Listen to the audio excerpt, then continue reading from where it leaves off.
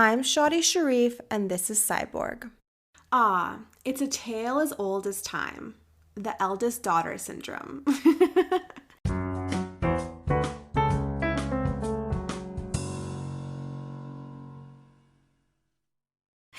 A quick Google search on eldest daughters, and you'll find a slurry of words, including, but not limited to, bossy, responsible, pressure, babysitter, mature, expectations, pseudo-parent, and the list goes on and on. As the eldest daughter of my family, I can relate to many of these terms. And while I love to commiserate with my fellow eldest daughters about the plights of our role, I also believe eldest daughters are uniquely powerful. And I think the role of an eldest daughter is potentially even more magnified in immigrant families. So, in today's episode, I'm joined by one of my best friends, and together we will discuss her experience as an eldest daughter, the challenges she faced, and how eldest daughters may be the key to changing the world.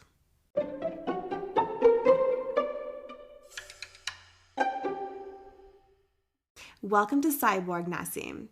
I'd love to start by hearing a little bit about your family background. Yeah, definitely. So I grew up in Parker. I was born in Denver technically, but moved to Parker when I was like almost 2. Been in Parker ever since. And my parents are Iranian immigrants. My dad came here in 1978, so exactly like 6 months before the revolution started. Wow. And then my mom came in like 1996. Shout out Parker, Colorado. Do you have any siblings? I do. I have a brother. He's 21. Awesome. So something about Nassim and I is that we're both eldest daughters and also eldest sisters in our families. And I think both of those roles had a really big impact on my development.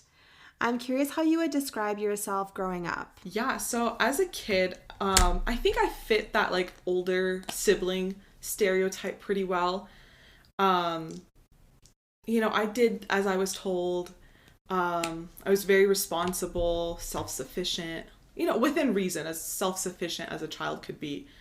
I didn't have to be told to like do my schoolwork. I did it. Things like that. I can so relate to that. Growing up, I was also very responsible and always wanted to follow the rules and be a good student, be a good daughter, be a good sister. And I was a really organized person. I'm curious how you would describe your parents growing up. I think my parents, the one thing that I can say, the like biggest, aspect of them as parents, they always put me and my brother first. Mm-hmm. Like they always like were, thinking about our futures and, everything that they can do to like ensure that we grow up like successful. Mm-hmm. And for them that was essentially prioritizing education, like above like all else. Mm-hmm. I got to see that like firsthand with my mom. Like my dad did have like an established life when they got married because he had been here for a while prior to that. But she was like coming into a new country and didn't know the language and didn't know anything. And within like 3 months of being here, she like enrolled at, a college to start taking some courses. She had a midwifery degree in Iran. But like since that's medically related, it doesn't count here technically. Maybe some courses like electives, they can transfer that over. But she essentially had to like start again. Mm-hmm. And now like she's a nurse practitioner, so like she had to do like her undergrad here again. She did her master's here. And I saw like through her like how hard work really does pay off and that education is so important. Mm-hmm. Like she's told me so many times growing up, like if I didn't go to school, like I wouldn't like be, having the life that I have now. Mm-hmm. And same goes with my dad. Like he did his he did his undergrad in Iran, but then he came here and did his master's. Mm-hmm. So I like saw like firsthand how important education is and, the life that it can build you. Yeah, so they were really strict with that. And I think I always had this like desire to do well in school because it did gain me a lot of praise like at home. Mm-hmm. But I remember like if I had any difficulty in math, or anything like in school, my dad would always help me. Like every night he would ask me like, oh, like what's your homework on? And obviously like, at that age, like in elementary school, it was easy, but like he would help me with that. And it carried on into like middle school, even like high school, like halfway through high school. So like my dad, like this was with like trig pre-calc, like junior year of high school. He would like ask me to leave him like one of the worksheets, and he would like, obviously he took these classes like a really long time ago, so he forgot most of it. But he would like, during the time that I'd be at school, he would go on YouTube. There's this one particular YouTube channel, Professor Rob Bob, the best math teacher ever. He would go and watch his videos, and then when I get home from school, he would like teach those to me. Wow. And he did that for like every math course that I took. Oh my God. Until finally, like, senior year of high school, I did it myself. And then obviously college too. But he really, really did help me with that. Like he really built, it was really important to him that I do well. Yeah. So he's always been prioritizing that. Yeah. Yeah. That is so beautiful. It sounds like your parents were very encouraging and supportive when it came to your education. And another part that I think is incredibly important was the fact that your mom went back to school herself. Like you mentioned, her degree from Iran wasn't accepted here, so she had to start from zero again. And she didn't give up. She was a badass and pushed through, and then consistently emphasized with you how important that decision was for her as a woman. And there's actually some really impactful research suggesting that women with working mothers are more likely to go on themselves into the workforce and gain powerful positions compared to peers who have stay-at-home moms. So you mentioned that your parents came to America at different times. I'm curious how they adapted to American culture. I think for my dad, since he came much sooner than my mom, from what he's told me, he made friends here and they were also Persians, many of which like he's still friends with today. So they kind of like built their own community. They were like living together. They were also like taking language classes, just seeing what America was like, going out, having fun. My dad and his friends were really into nature and things like that. So they'd love to go on like, little picnics in the mountains or hikes or things like that. For my mom, I think she found it more difficult to adjust, just because, well, obviously both my parents didn't know English, either of them, when they first came here, but my dad came much sooner. So my mom, when she came, she was like put into an environment and like friend groups that she was kind of dropped into. She was very like pressured at the time by some of the friends to like not go to school. She was, told, like, oh, you came to America, like enjoy it, have fun. You don't need to go to school. Like, it's not going to have any benefits for you. And so my mom thought about it and she was like, I can't not do that. She's like, what am I going to do if I don't? So she decided to go through with school, and it was obviously really hard for her because she didn't know English. Yeah. But she really did like persevere through all of that. When I was in school, she would tell me, she's like, oh, this a chapter that you can read in like minutes, I'd have to spend like half a day on with my, Farsi to English dictionary, like, dictionarying every word. So for her, like, it wasn't, she didn't find like American culture to be like horrible or anything. It was just she spent most of her time focused on school, and the friends that she had like were Persian, but like through school and through work, she interacts a lot more with like non-Persians. So she gets like a lot of the aspects of American culture like as best as anyone could. Yeah, it's so interesting how your parents came to the US at different stages in their lives. So your dad came here as a single student, while your mom came here as a married woman starting a family. I'm curious whether that impacted their adjustments to American culture. Would you say your dad is more Americanized than your mom? I would say my mom is more Americanized. Oh, wow. I do want to note, though, my parents have about like a 14-year age gap. Okay. So my dad, when he came here, he was like in his mid-20s. My mom, when she came here, she was in her late 20s, like early 30s. Okay. or maybe, yeah, around that time. But like you mentioned, which was such a great point that I never really quite thought of, was that like my dad was single when he moved here, and like had lived here for like almost 20 years before he went back to Iran and met my mom. And then she moved here like as like a married woman technically. So yeah, but no, I think definitely my mom is more Americanized. Okay. I really wish my dad was more Americanized, even though he's been here like he spent more than half of his life in the United States. Wow. Than he has in Iran, like more than half. Right. But my mom, I think through her job and through interacting with like a lot of her coworkers or medical assistants, and a lot of them are my age. So like they're like her work kids. So like she hears like stories from them about certain things. But generally I think the more Americanized person is my mom for sure. Wow, that makes sense. What's really interesting is that some research suggests immigrant moms who are more assimilated to American culture raise kids that are more resilient. And a potential reason why that might be is because it fosters more familial solidarity and connectiveness. So I think your mom's ability to adapt potentially had a huge impact on your development. You mentioned wishing your dad was more Americanized, and I'm curious if there are specific things you wish your dad had a different perspective on. Yeah, there's several.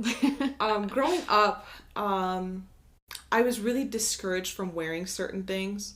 Like I never wore like tank tops,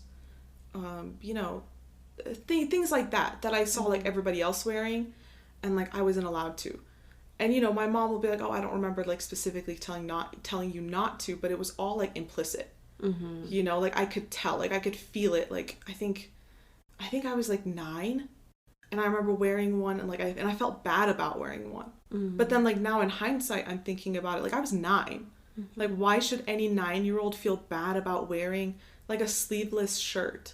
Right. So it was things like that, and his mentality at the time was like, if I can, and it sounds bad saying that because then it makes me sound like a dog. Like, if you train like a kid a certain way, like that's how they're going to be. But with my parents, like that really backfired on them because it turned out to be the opposite. Like them saying not to made me want to do it more. Right. And especially, it wasn't like to spite them. It was just because like I just thought it was wrong. I was like, why is it like, my neighbor down the street can, but like I can't? Like what's the difference? And at that age, the conclusion that I came to was, my family's immigrants, hers are Americans. It's like that's the difference. Yeah. And like it like that, feeling that division from a really young age, as far as like things that you wish you would be able to do but you can't. It was like things like clothes, like even now, like I don't wear certain things around my dad. I still wear them out though, because at this I'm almost 24 years old. Right. Like I have been told what to wear and what not to wear for the longest time. Yeah. And I'm not going to put up with it anymore. I just wanted, something to make myself look better and feel better.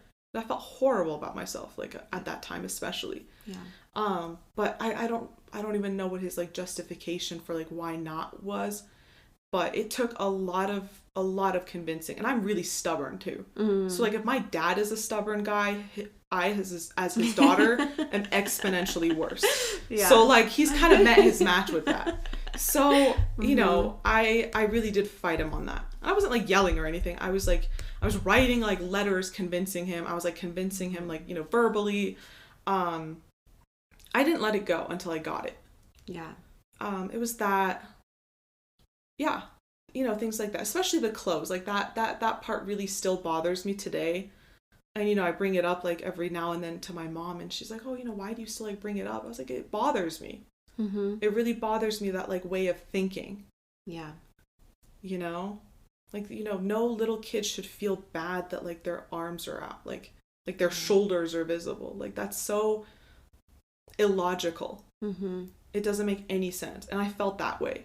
Right. So I'm so sorry you felt that way growing up. And it is illogical, and there is research suggesting that parents using psychological control, which is inducing feelings of guilt and shame in kids, is connected with mental health struggles. I'm curious how the dynamic with your parents has changed over time, if in any way. Have your parents been able to see you as an adult now, or has that been a difficult transition for them? I think it took a while for them. Especially with things like going out and like being out downtown, like, being out late. Like my mom doesn't sleep till I get home. And it's something I'm really trying to convince her to like change on, but she's like, I just can't. But I'm like, okay, well, if I'm out, then I have to be home by a certain time because then like I don't want her to stay up too late. I just wish that like, they would, I know they trust me. It's like other people they don't trust, like random strangers that you could, interact with or run into. But I really wish that I was able to feel more like an adult. And that's really hard when you're living with your parents. And, right now, like I'm unemployed almost like 8 months after graduating. So like financially I am dependent on them. So that comes with like a certain level of control. And I don't know, like even if I did get a job, like if the whole like being out late dynamic would change or not. They say it would, but I don't believe it. I think as long as I'm living there, like there's always going to be control about that. But I think it's gotten a lot better.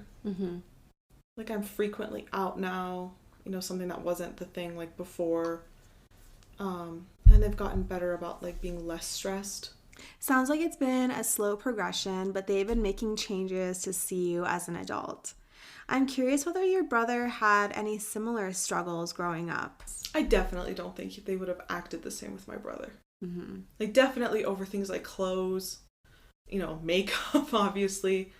And like going out, like obviously us as girls, we have a lot more precautions we take when we go to places like clubs or bars or, anywhere that's like out in public. We're like much more hyper vigilant of our surroundings. And boys don't have that same experience. So as a result, they're much more worried like when I go out. But if I swapped places with my brother, I know that he wouldn't have had like those like difficulties surrounding those kinds of things. I can definitely relate to the experience of my parents being so much more permissive with my brother compared to me when we were growing up. I'm curious whether you ever pointed out this dichotomy in your parents' behavior to them. I don't think I think my mom would agree, but my dad and I have more of a flawed system of communication. I don't know, I just always like avoid talking to him about these things. Like my mom was the proxy. Like I would talk to her, she would talk to my dad. Then my dad would talk to my mom, she would talk to me. Like my dad would never, like if I wore something he didn't like, he would never say it to my face like, I don't like that. He would tell my mom to tell me. Okay. So, with like certain conversations, like, and I get frustrated, like I bring it up to my mom. When really like the person responsible is my dad, so I should be bringing it up to him. Right. So I should work on that for sure. Being much more like direct. Yeah. Yeah. Direct to the source instead of a middleman or a proxy, which was my mom. I had such a similar experience in my family. My dad and I definitely had difficulties at times communicating with each other effectively. And growing up, noticing the difference between my brother and I led me to have so many conversations with my parents, trying to, one, understand the fundamental root of their belief system, and then two, trying to reteach them and their way of thinking. I mean, I'll speak for my parents. Like, I think there's a level of self-awareness that they don't have to understand, like, why? Like, is it inherently bad, or is it bad because it makes you uncomfortable? If it makes you uncomfortable, that doesn't mean, it's inherently bad. It's a rooted evil that everyone in the world can agree on. It's like bad. Exactly. If it makes you uncomfortable, that's a different situation. But I think having that level of self-awareness is really important. Yeah. And I've been trying to get, my parents to like think about that more. Absolutely. Trying to uncover those biases that they might be unwilling to own. And I think being the oldest daughter has the potential to create a big impact too. There's actually some really interesting research on how having an eldest daughter impacts parents, and some studies have found it leads parents to be more open-minded in terms of gender equality. But I do want to note that research on this topic is very mixed because other studies have found this relationship does not exist or even occurs in the opposite direction.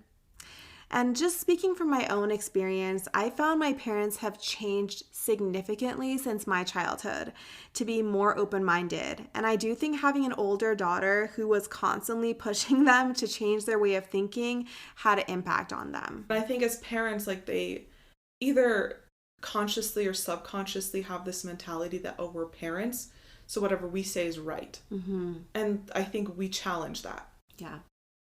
And you know, being the oldest sibling, we have to challenge that because a lot of the things are at a detriment to us. They're not just like, oh, you know, they're not neutral. They're like actively detrimental against like us as, you know, as women. So we have to fight that. We have to, you know, push back against that, challenge their beliefs, because it is like a direct, you know, product of the patriarchy. But an older son would never have to do that because they're already born into some family structure that benefits them. Exactly. Yeah. They never have to, people will never challenge something that benefits them actively. I could not agree more. I'm curious if you could give a piece of advice to an immigrant parent of daughters, what would you tell them? That's a really good question. I would say that trying to understand your kid, your daughter actively is really important. Don't just lay down the rules like this is how it's going to be. Like the experience you had like growing up as a child is not going to be the experience that your daughter had. Everything is different for everybody. And I think really trying to see their point of view. I feel like some parents are very resistant to that.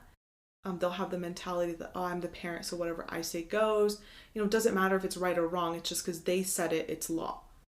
And I think that's especially detrimental to daughters because we have much more to lose with mentalities like that than, you know, a son would. Like had I not pushed back against my parents, like I would have missed out on a lot of key things about myself or like experiences that certain things gave me, or, you know, key pieces of happiness that I got from, you know, something as simple as makeup or like, you know, wearing the things that I want to wear. I would have missed out on that had I decided to completely listen to them and do things that would only make them, would only be good for them, would only, you know, satisfy them. So I think that's really, really important. And I wish that more people would do that. I think a lot of families are resistant to hearing out their kids. Definitely. I love that answer so much, Nassim. And I think so often people can get stuck in the land of self-righteousness. But one of the biggest superpowers a person can have is humility. The humility to hear another person's point of view, even if it's your child's, and the humility to consider that maybe their point of view might be right. So, in the spirit of humility, all hail the eldest daughter.